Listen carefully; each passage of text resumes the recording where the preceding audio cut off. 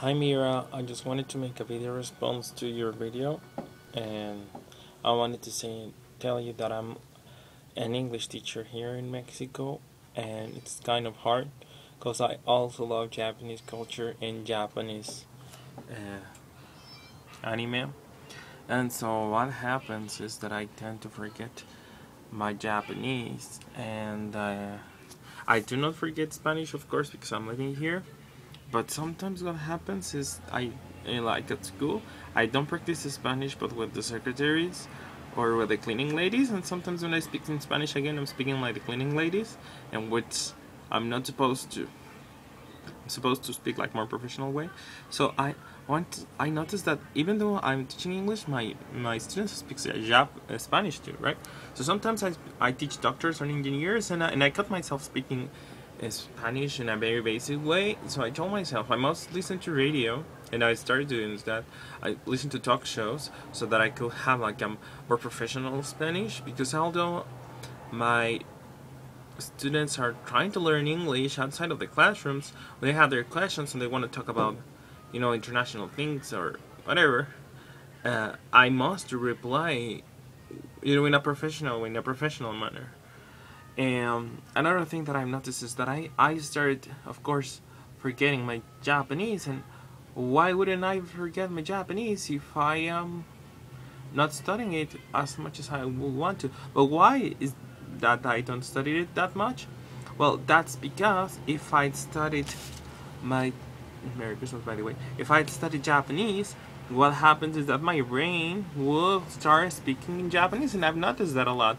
If I ever watched an anime series, I will start speaking Japanese, and maybe not subconsciously, but my mind will start telling me things in Japanese to say to my students, and I'm not supposed to speak any other language but English in my class. That's not what I liked, and what it's not supposed to happen. So I decided to stop learning Japanese. So I just had a holiday for 2 weeks and a half, and I just like watched anime, and I loved it. But in Japanese, I was watching One Piece, catching up with that.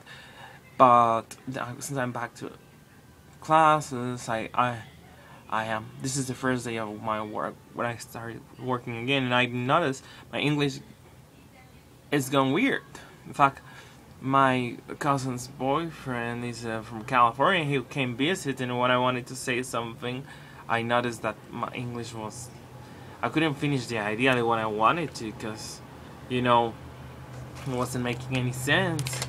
And I'm like, as you said in your video, just study English if you need it. Well, I do need it. I hate to need it. I would like to be like a Japanese teacher, and so that I could have like a lot of, because I prefer Japanese. It's kind of fun, the kanjis and the pronunciation. The pronunciation is really similar to Spanish. So I was like, whoa, I tried doing that. I was like a Japanese teacher for like 1.5 years. But there's not a lot of money in that, and so if you wanted to do stuff, if you want to travel around and buy yourself some stuff, you kind of need, to make more money. And well, guess what? There are plenty of people around the world want to learn English. So I know you don't want advices about forgetting your language, and as the comments say in your video, you're not gonna forget English because you spend a lot of time living in an English-speaking country. But as an English teacher here, I kind of do a lot of stuff not to forget English. Like I read Twitter in English. I watch CNN International, CNN the regular one. I listen to podcasts. I listen to English music. Sometimes I read books in English, not as much as I should, but I do it. And comics in English, I do. There's like a website called, maybe you know it, maybe you don't know it, maybe it's like in Japan. It's called Manga Fox. You can read like manga scans in English. So I try to do that, not to forget my English, and also for fun. So one of my students this morning was telling me, it's weird because when I speak English, I'm translating my Spanish, and I'm like, I know. It's like, I just don't want to be two students. You're not gonna be two students. I said, you're just you're still yourself, but you have to communicate your ideas like in a bilingual way, and you have to use another expressions.